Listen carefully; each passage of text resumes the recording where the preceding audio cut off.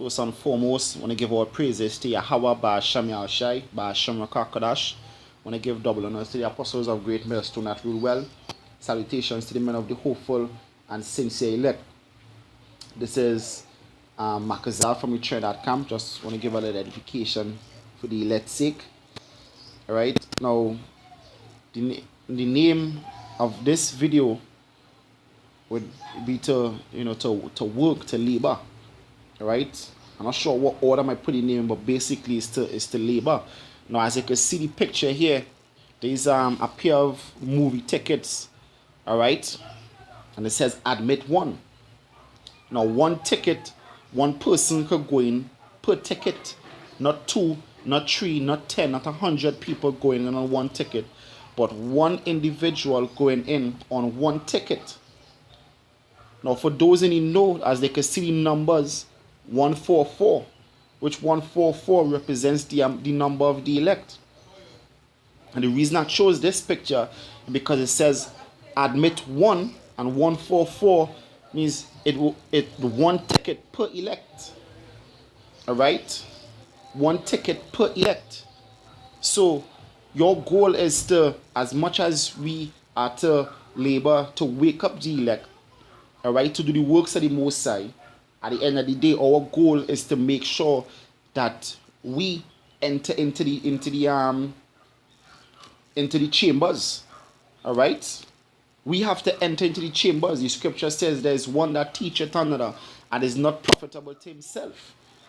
All right, so then therefore you actually lose your ticket to somebody else, but we have to hold on to our ticket while handing out tickets to others, handing out tickets to other men that worthy to enter in the chambers. All right, this is Philippians chapter 2 verse 12. It says, wherefore, my beloved, as ye have always obeyed, not as in my presence only, but now much more in my absence, work out your own salvation with fear and trembling. So now, not only in the apostles' presence, we supposed to be men of the Lord, but absent, because guess what? Yahweh Hashem Yahushai always looking down on us. Angels always there taking record, being record of what we're doing. Our words, our thoughts, our actions supposed to be that of becoming saints.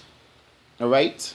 So there's not just a thing just to do on the internet. There's something that we have to be daily under the privacy of our own roofs. We're supposed to be Hebrew Israelites, man, Lord.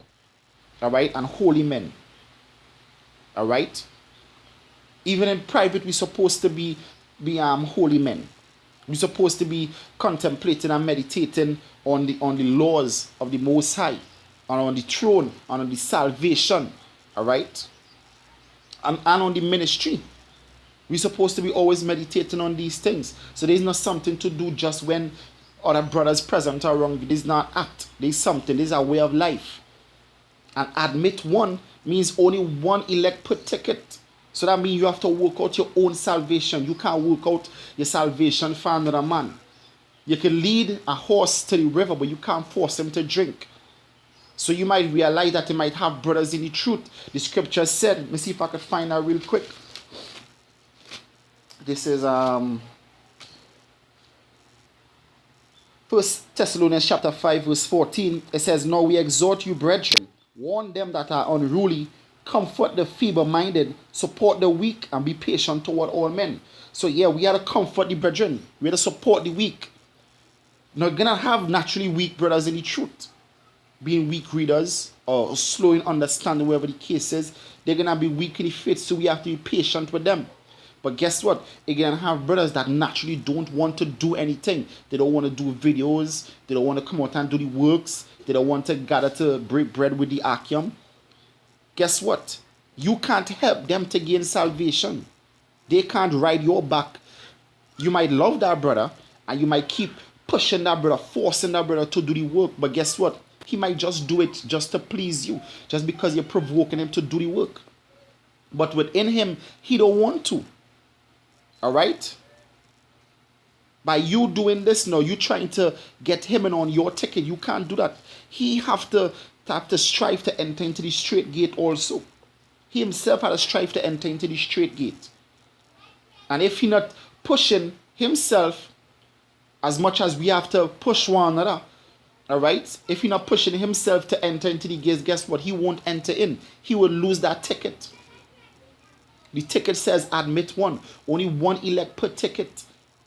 So you have to work out your own salvation while helping brothers to be strong in the faith. But guess what? If the brother really not doing nothing to enter in, he might just, the brother said do a video, I just do a video. He just doing it just because it's like an obligation to him. Guess what? He would lose that ticket because you have to do this. Paul said you have to do this thing sincerely and not against his will. And if our brothers doing this thing against their will, and they're gonna lose that ticket, they're gonna lose that admission. One ticket can't carry in 10 elect.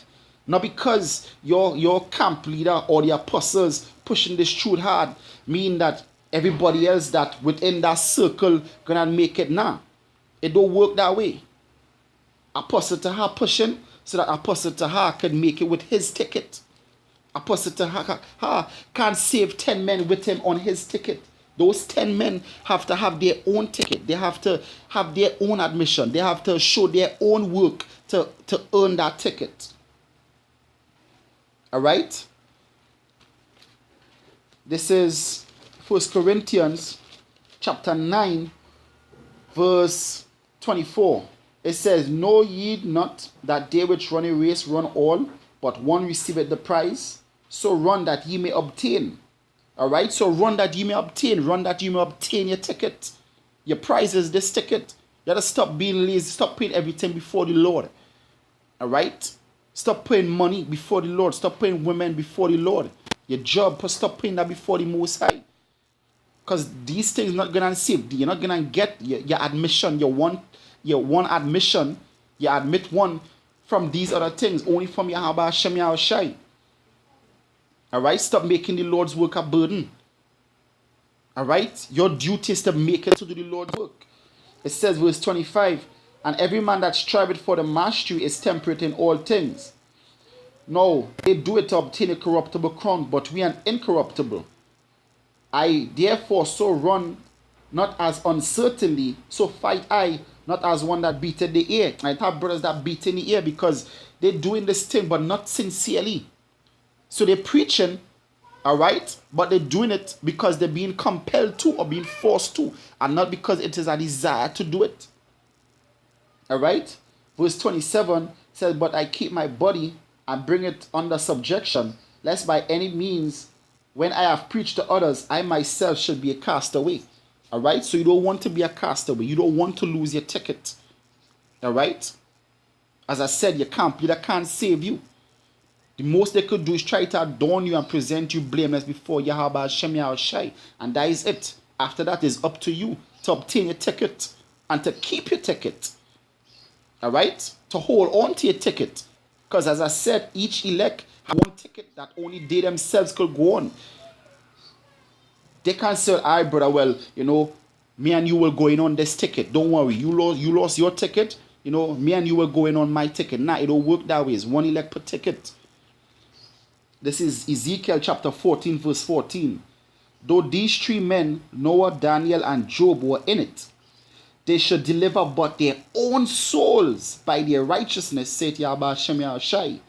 The scripture said, how knowest thou, man, if thou could save thy wife? So you can't even save your wife. Your wife had to do her part too.